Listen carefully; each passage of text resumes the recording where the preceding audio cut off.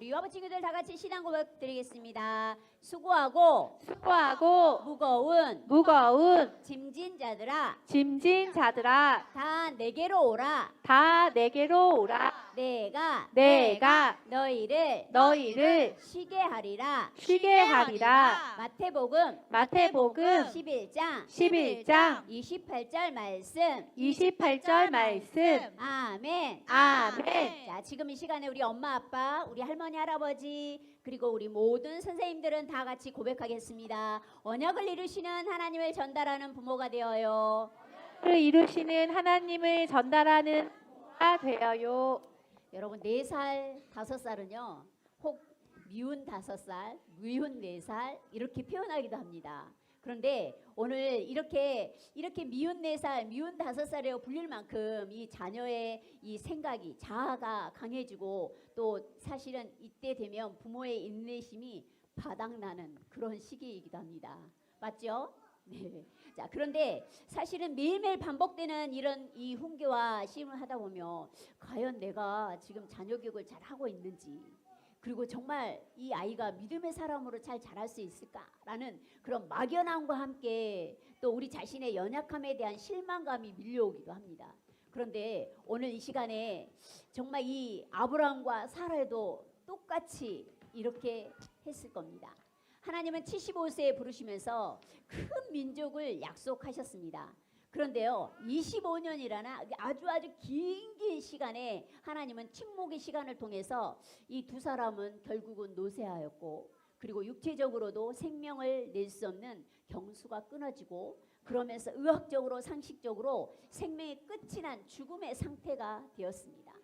그렇지만 여러분 오늘 이 말씀은요, 계획주의 신앙은 바로 이 불가능의 지점에서 하나님의 절대 주권을 고백하는 것입니다. 오늘 여러분 절대 주권을 고백하고 있습니까? 네, 하나님께서는요 이삭의 탄생은 아브라함의 성실함이나 또 건강의 결과가 전혀 아닙니다. 오직 하나님의 신실함과 오직 하나님의 전지전능하심을 말씀하고 있습니다.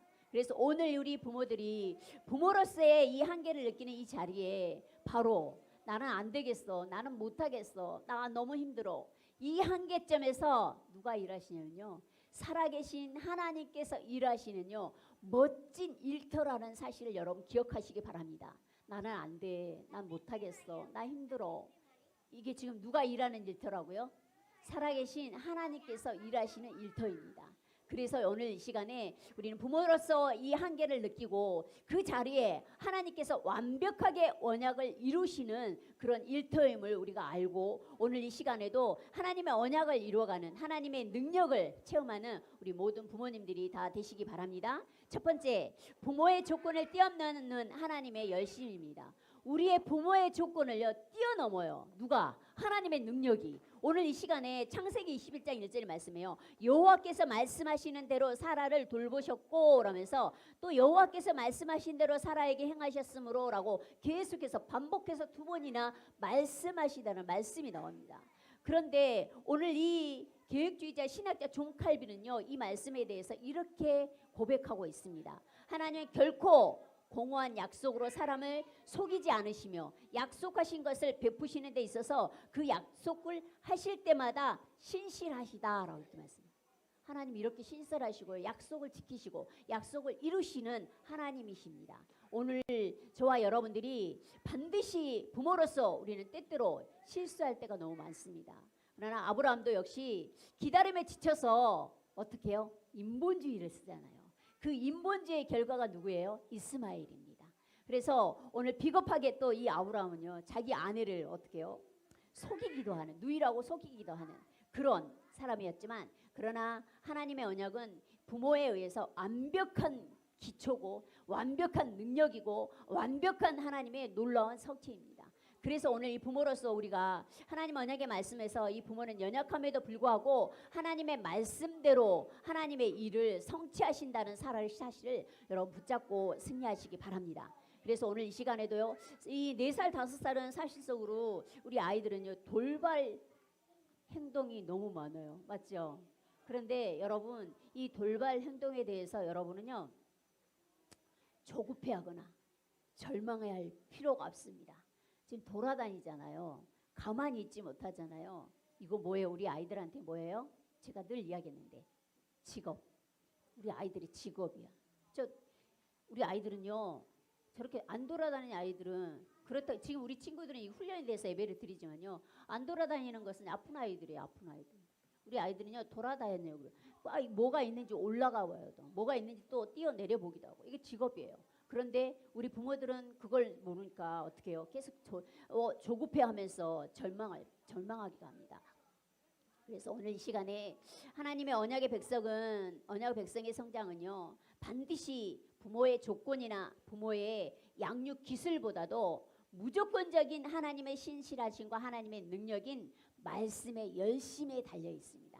하나님의 말씀에 달려 있습니다. 그래서 오늘 여러분의 생각대로 여러분의 마음대로 우리 자녀들을 양육하는 것이 아니라 오직 하나님의 말씀으로 양육하는 우리 부모님들이 다 되시기 바랍니다. 두 번째, 하나님의 형상으로 빚어가실 하나님의 능력입니다. 반드시 우리 자녀는요. 우리의 형상이 아니고요. 우리의 모습이 아니라 그런데 잘못하면 내 모습을 그대로 닮아가는. 근데 여러분이 말을 하지 않아도 계속해서 이 아이들은 내 모습, 우리 엄마의 모습, 우리 아빠의 모습, 우리 할머니, 할아버지의 모습을요 그대로 닮아가고 있다라는 거예요. 그래서 여러분들은 걸어다니는 메신저요, 걸어다니는 영육간의 모델이 되어 주셔야 된다라는 거예요. 그러나 모델이 올바르지 못하면 그대로 그걸 어떻게 우리 아이들은 다 똑같이 배워간다라는 거예요. 그래서 오늘 이 시간에도 하나님의 형상대로 빚어가실 그 하나님의 능력을 우리가 의지하면서 날마다 승리해야 되겠습니다.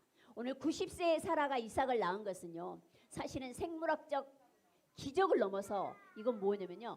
구속사적 놀라운 사건입니다. 그래서 이 바울은 로마서 4장 19절 말씀에서 이 바울은 이 뭐라고 말했냐면요. 아브라함이 자기의 몸에 죽은 것 같음과 사라 태에 죽은 것 같음을 알고도 믿음이 약해지지 않았다라고 이렇게 고백을 해요. 90세 100세면 생명을 잉태해요? 잉태 못하잖아요. 근데 오늘 성경에는요.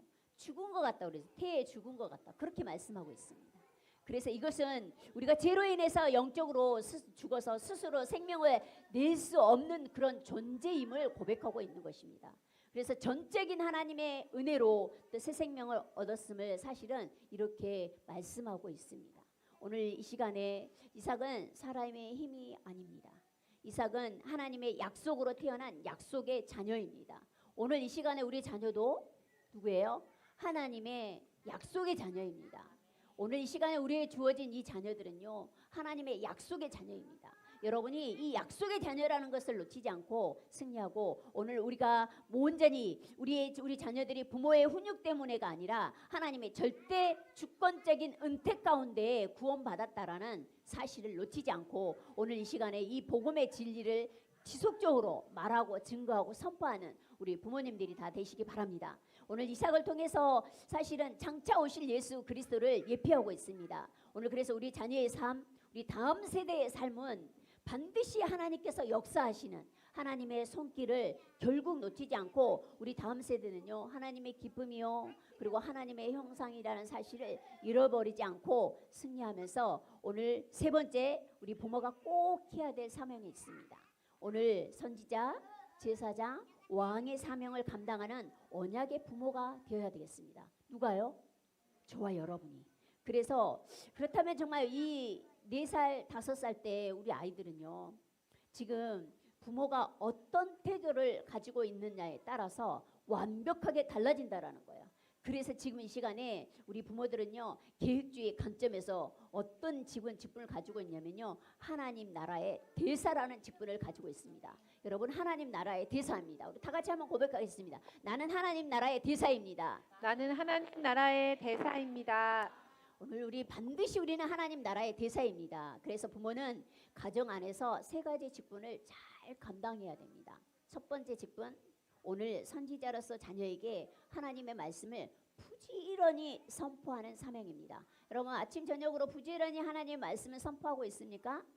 반드시 부지런히 하나님의 말씀을 선포해 줘야 됩니다. 그리고 오늘 이 시간에 두 번째 제사장으로서 자녀를 계속해서 눈물로 하나님 앞에 중보하는 그런 제사장의 직분을 감당해야 돼요. 그래서 우리 아이들을 누구 앞에? 하나님 앞에, 제사장 대신 하나님 앞에 데리고 가는 사명이 여러분의 사명입니다. 마지막 세 번째 사명은 왕의 사명을 감당하는 겁니다. 사단은 우는 사자와 같이 삼킬자를 두루 찾고 다닌다고 말씀하고 있습니다. 그런데요, 오늘 이 아이를 흑암의 세력에서, 사단의 손아귀에서 지킬 수 있는 것은 여러분밖에 없어요. 여러분은 오늘 이번 한 주간도 여러분 영적인 주도권을 빼앗기지 않고, 누구한테? 사단한테 영적인 주도권을 빼앗기지 않고 오늘 하나님의 능력의 말씀으로 왕의 이 보이는 흑암의 속에서 여러분 자녀들을 지키는 그런 사명을 감당하는 우리 부모님들이 되셔야 되겠습니다. 그래서 오늘 이 시간에 결론입니다. 정말 하나님께서 이 사라는 이삭을 안고 고백합니다. 뭐라고 고백하냐면, 하나님이 나를 웃게 하시니 듣는 자가 다 나와 함께 웃으리로다, 이렇게 고백합니다.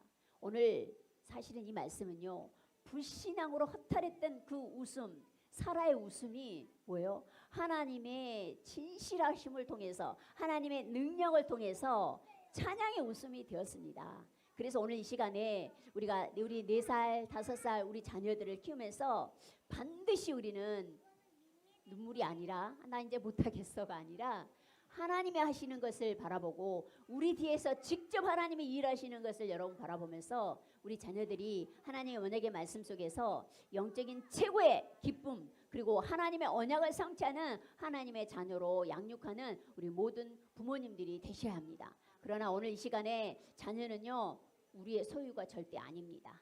자녀는 여호와의 기업입니다. 그래서 하나님께서는 반드시 이 언약을 이루시는 하나님께서 모든 소망을 두시고 오늘도 우리 자녀들을 하나님의 기업으로, 하나님의 영원한 언약을 성취하는 하나님의 사람으로 양육하는 우리 모든 부모님들이 다 되시기 바랍니다.